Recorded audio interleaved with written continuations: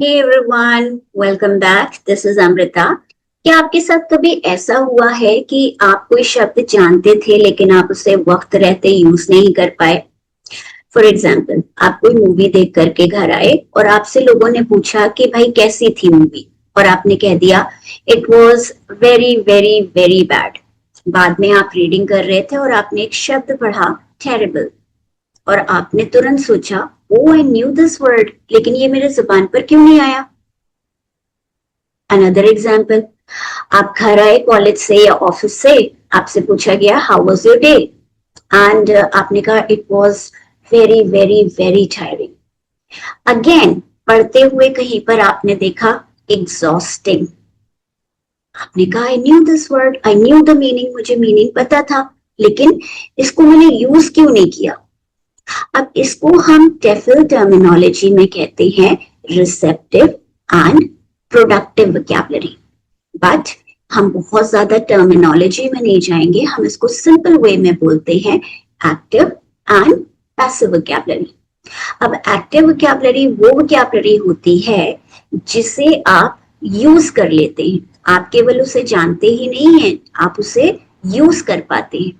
और passive vocabulary वो vocabulary होती है जिसको आप जानते हैं, आपका ब्रेन रिकॉग्नाइज तो करता है, पहचानता तो है, लेकिन वो आपके जुबान पर नहीं आती।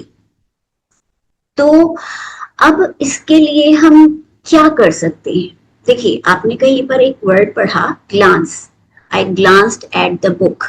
तो आपने उसका मीनिंग पता कर लिया कि ग्लांस का मतलब होता है एक नजर किसी चीज पर डालना, मतलब एक सरसरी निगाह डाल लेना, बहुत अच्छे से ना देखना। अब आपने मे बी एक बार में वो हमें याद नहीं होता है शब्द, अब हमने 2-3 बार उसे पढ़ा। I glanced at the book, I glanced at the message, I glanced at the watch. तो अब आपका जो ब्रेन है वो उसे रिकग्नाइज करने लगा। तो केवल रिकग्नाइज से कुछ नहीं होता है, बिकॉज अब हमारा जो ब्रेन है उस शब्द को जानने तो लगा है, बट उसे यूज नहीं कर पाता है। तो उसके लिए क्या करना होगा? और जाहिर सी बात है, हम सब ने बचपन से एक चीज पढ़ी है, practice makes the man perfect. So आपको प्रैक्टिस करनी होगी। तो प्रैक्टिस करने के लिए हम कहते हैं कि सपोज आपके पास एक इंग्लिश का माहौल है, आप कहते हैं भाई I can speak in English, तब तो बहुत अच्छी बात है, वेल एंड गुड। लेकिन अगर आप ये कहते हैं कि मेरे पास तो प्रैक्टिस का माहौल ही नहीं है, हाउ वुड आई प्रैक्टिस? तो अब देखिए, पहली चीज तो ये है कि देयर वाज अ टाइम कि जब हमें रियल ह्यूमन बीइंग चाहिए होता था, कि हमें एक पर्सन चाहिए होता था जो हमारे साथ बातें करे। लेकिन अब तो टेक्नोलॉजी इतनी एडवांस्ड हो गई है कि आप एआई टूल्स से बात कर सकते हैं और वो आपको बहुत अच्छी तरीके से सुनेंगे, आपकी मिस्टेक्स को भी करेक्ट करेंगे। बट सपोज आप ये बोलते हैं कि भाई मुझे ये टूल्स वूल्स से नहीं बात करनी है, मुझे तो ह्यूमन बीइंग्स ही चाहिए, तो और पर मेरे पास माहौल नहीं है। तो लेकिन आप इसके लिए क्या कर सकते हैं? सपोज आप इंग्लिश नहीं, आप सिंगिंग सीख रहे हैं, और सिंगिंग अगर आप सीख रहे हैं तो आप ये कहते हैं मेरे पास सिंगिंग का माहौल नहीं है। तो हम ये तो नहीं एक्सपेक्ट कर सकते हैं कि अगर हम सिंगिंग सीख रहे हैं तो हमारे घर के सारे सदस्य जो हैं वो हमारे साथ सिंगिंग सीखें, या फिर हम जब घर पहुंचे तो हमारे फादर गा रहे हूँ, हमारी माता जी गा रही हूँ, हमारे ब्रदर सिस्टर गा रहे हूँ, हम ये तो नहीं एक्सपेक्ट कर सकते हैं। हमें ही मेहनत करनी होगी और हमें ही रोज रियाज करना पड़ेगा। तो इसी तरीके से जब हम कोई लैंग्वेज सीख रहे हैं तो वहां पर हमें खुद मेहनत करनी पड़ेगी, तो हमें माहौल क्रिएट करना पड़ेगा। प्रॉब्ली हम बाहर जा सकते हैं मार्केट में, जो प्रॉब्ली ऐसी शॉप्स होती हैं जहां आपको लगता है कि people can speak in English, आप you can try and speak in English to those people. और प्रॉब्ली आप ये कर सकते हैं कि आप इस इंस्टीट्यूट में जाकर के you can enquire the things in English. फिर आप मान लीजिए यही बोलते हैं कि भाई मुझे बहुत ज्यादा हेजिटेशन होता है कि not talk to people in English this way. So talk to yourself, अपने आप से बात करिए, अपना रूम बंद कर लीजिए, start talking to yourself, not in front of people because people might take it otherwise. So आप अपने आप से बोलिए, और शब्द जो कि आपने पढ़े हुए हैं उनको रिपीटेडली यूज करिए। आपने लोगों से मे बी 4780 टाइम्स सुना होगा कि reading improves vocabulary. That was too precise by the way. So आपने बहुत बार सुना होगा कि रीडिंग इम्प्रूव्स वोकैबुलरी, लेकिन केवल पढ़ने से वोकैबुलरी इंप्रूव नहीं होती है। वोकैबुलरी इंप्रूव करने के लिए आपको इसको यूज करना पड़ेगा, और एक बार नहीं, उसको बहुत बार यूज करना पड़ेगा। और जब हम रीडिंग की बात करते हैं तो मोस्टली पीपल न्यूज़पेपर उठा लेते हैं। कोई प्रॉब्लम नहीं है, आप उठाइए न्यूज़पेपर, उठाइए, आप न्यूज़पेपर पढ़िए, लेकिन the best practice would be that if you can begin with kids story books, children's story books, children की जो story book होती है उससे begin करिए। So अगर आप ऐसा करेंगे, if you do this, तो क्या होगा, हमें सबसे पहले जो नीचे लेवल के वर्ड हैं वो पता चलेंगे। जैसे मे बी आपके दिमाग में ये आ सकता है कि भाई मैं तो इतना बड़ा हूं या इतनी बड़ी हूं, मैं क्यों बच्चों की किताबें क्यों उठाऊं।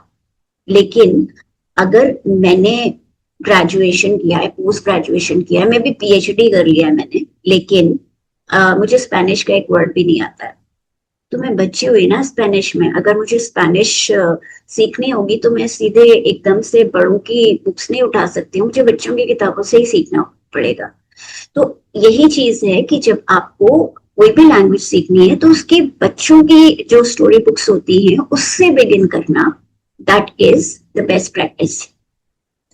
I'll give you an example. So what exactly happened with me when I started teaching, and many few years even I had completed.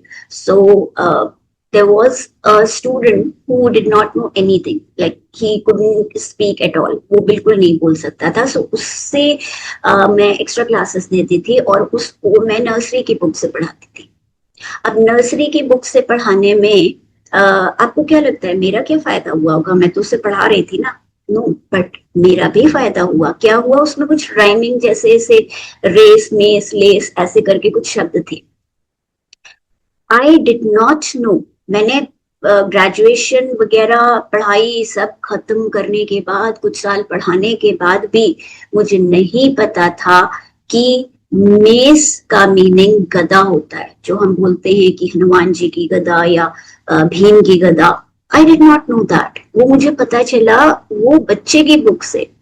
Mess, उसके बाद मेन, जो लाइन होता है उसके जो बाल होते हैं उनको मेन कहा जाता है। I did not know that, वो मुझे उस बुक से पता चला।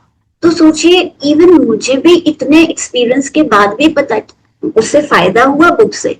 तो रीडिंग रियली इम्प्रूव्स, बहुत ज्यादा इम्प्रूव करती है, but will have to repeatedly उसको यूज करना पड़ेगा, उन शब्दों को यूज करना पड़ेगा, जिससे कि हम वो जो हमारी पैसिव वोकैबुलरी है उसको हम अपने एक्टिव वोकैबुलरी में ला सके। So that is the message that I wanted to give, because last video में मैंने आपको बताया था कि how important listening is. Now I'm telling you how important reading is. Reading कितनी ज्यादा important होती है। तो ऐसा नहीं है कि हमें एक बुक पूरी पढ़ लेनी है। आप जस्ट कोशिश करिए कि आप डेली एटलीस्ट 1 पेज पढ़ा करें। आपसे 1 पेज नहीं हो पाता है, एक पैरा पढ़ा करिए, और उसमें जो शब्द आते हैं उनको कोशिश करिए कि हम उसे रिपीटेडली यूज करें।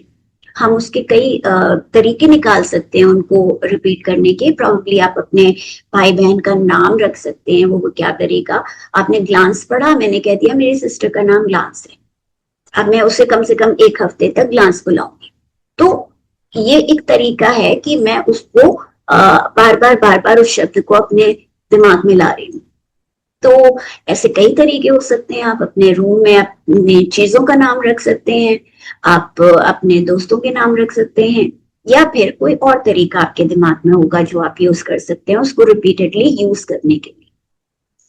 तो this is what I wanted to say, and मिलेंगे नेक्स्ट वीडियो में एक प्रैक्टिकल ग्रामर के साथ। सो तब तक के लिए keep reading, keep speaking, keep building your English. Thank you so much.